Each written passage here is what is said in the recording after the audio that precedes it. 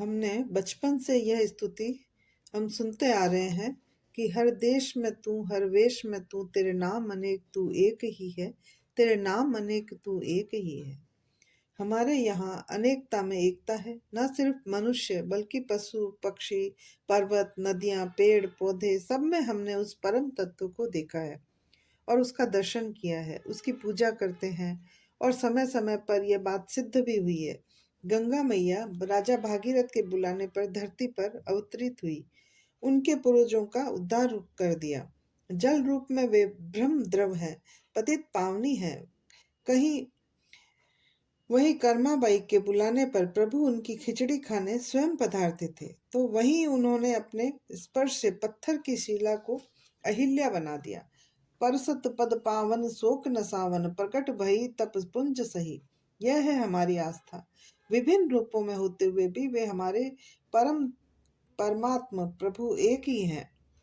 वैसे ही हमारे यहाँ आराधना के विभिन्न स्वरूप हैं। कहीं ज्ञान ध्यान से आराधना, तो कहीं मूर्ति रूप में साकार, तो कहीं अद्वैत निराकार रूप में।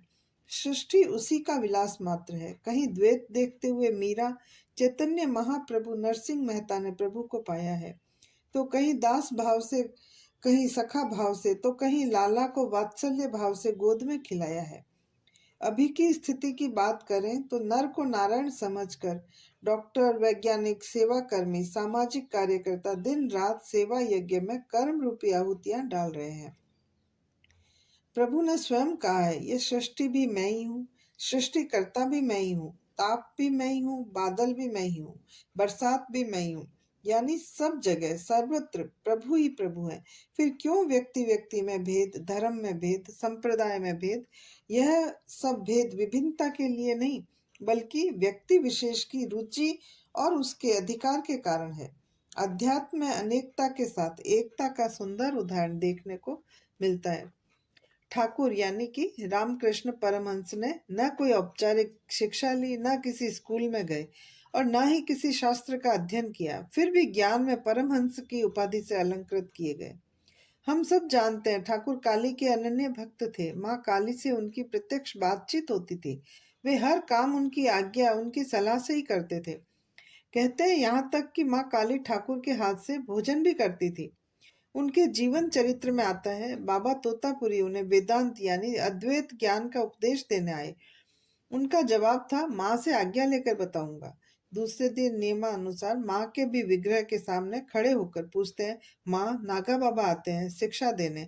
माँ का जवाब था, मैंने ही उन्हें यहाँ आने के लिए प्रेरित किया है, मेरे कहने से ही वे यहाँ आ रहे हैं। विचार की बात है, ठाकुर स्वयं सर्वोच्च उपाधि से अलंकृत माँ काली के परम भक्त, और माँ ने ही व्यवस्था कर दी अद्वैत ज्ञान की। चेतना की जागृति इतनी कि नरेंद्र के सिर पर हाथ रखते ही नरेंद्र से विवेकानंद बन गए।